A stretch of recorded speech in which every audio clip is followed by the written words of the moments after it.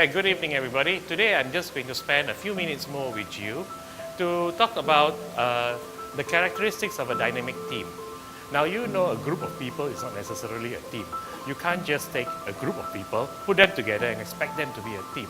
A team has certain characteristics, and some of the characteristics here I'm going to just highlight. When you can see a group of people displaying these characteristics, then you will know that they are a team, in fact. Okay. So first thing that you will notice in a group of people is how they communicate. Okay. So the first characteristic is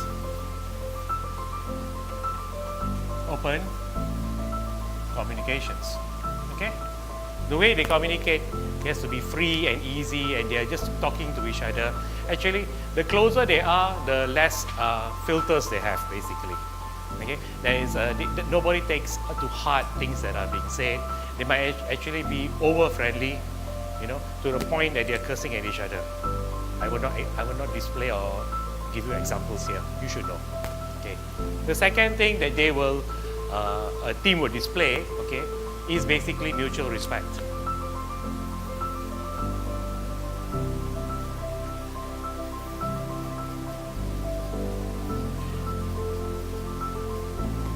You see a group of people who displays a high level of mutual respect, respecting each other according to their perceived strengths and weaknesses. They look after. If you want to see a good example of a good team, I would say it's actually Winnie the Pooh and his gang. You know Winnie the Pooh and his gang? I know it's a very weird example, but you can see like Tigger, who is a totally different personality, right? And you've got Pooh Bear, who is a totally different, Tigger is the outgoing kind of guy. You have Piglet, who's scared of every single thing. And you have Hee-Haw, the donkey, who is so pessimistic. But the fact of the matter is that this group or this team do not ever leave Hee-Haw out of it. He might be so down and raining all the time, but they still include him in every single activity. So do Tigger. However exuberant it is, they don't really pull him down, but they include him. Same with any other character and every other character. Now, the third characteristic of a team is they have a shared culture. Okay?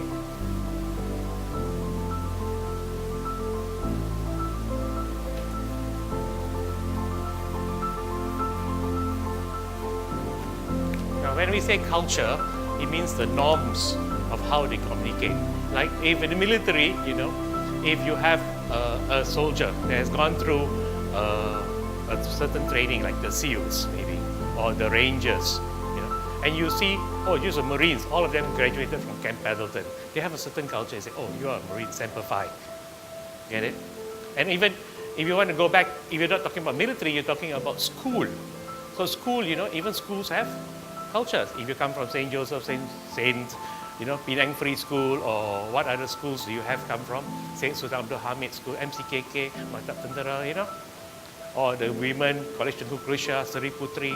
All these schools have a culture, and the ladies and the gentlemen who have graduated from these schools exhibit that certain culture. And you can know by looking at them. Like some ladies, you walk around and say, this girl is a convent girl, right? Because the way they carry themselves, the way they communicate, the way they talk. So this is a culture that they have. So a team would have a shared culture that you can actually notice. You can kind of notice that this culture that is together. Then now it comes to the other point, which is they have a collaboration spirit.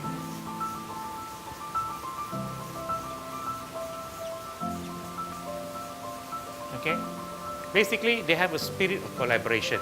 They will readily support each other to do anything that is necessary to do.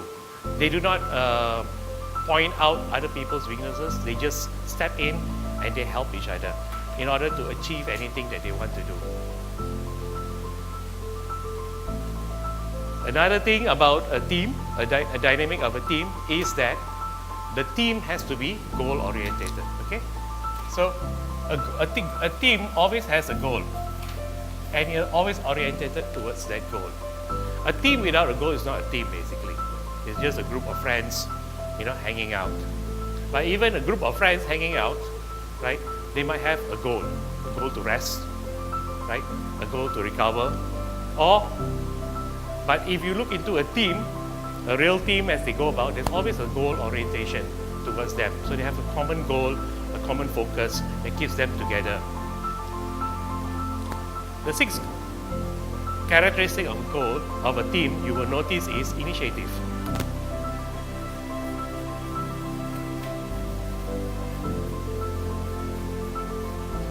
Okay. Initiative is only born out of a spirit of trust, mutual respect, collaboration, shared culture. So, INI. TATIV. Okay. So, initiative. Okay. So, initiative basically is when a person feels comfortable in that group of people, and a team is people who actually, when you're in a team, you feel comfortable with your teammates.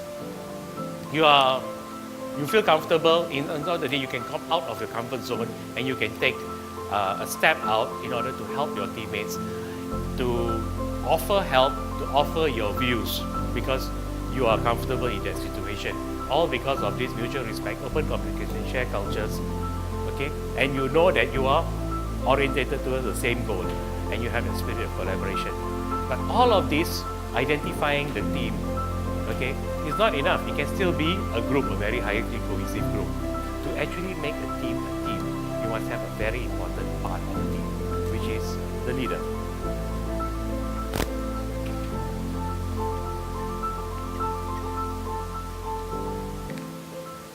Without a leader, there is no team. You might say, oh, this is a formal leader. You might say this is an informal leader, you know. But the leader has to be there, because the leader is what drives the team. Drives the team towards its goals. Drives the teams towards collaboration. Drives the team and guides the team towards the shared mutual respect initiative and maintaining their culture. But of course, one thing you will realize about a team is that the leaders are not necessarily always the same person. Leader's position in a team is very dynamic. It depends on their competency and the goal that it needs to be achieved. The team members understand this and they know this, and they're very fluid about it. So, dynamics of a characteristic team. Now basically, if you look at this, you'll be able to identify a team of people, right? But how you get there? Very easy. Is it? A team doesn't just happen, it has to be formed. And so you should know the mechanics of how a team forms in order to create teams. And teams are very important because they create a synergistic effect and able to solve most problems in a way that any one individual or even informal groups are unable to. Thank you very much.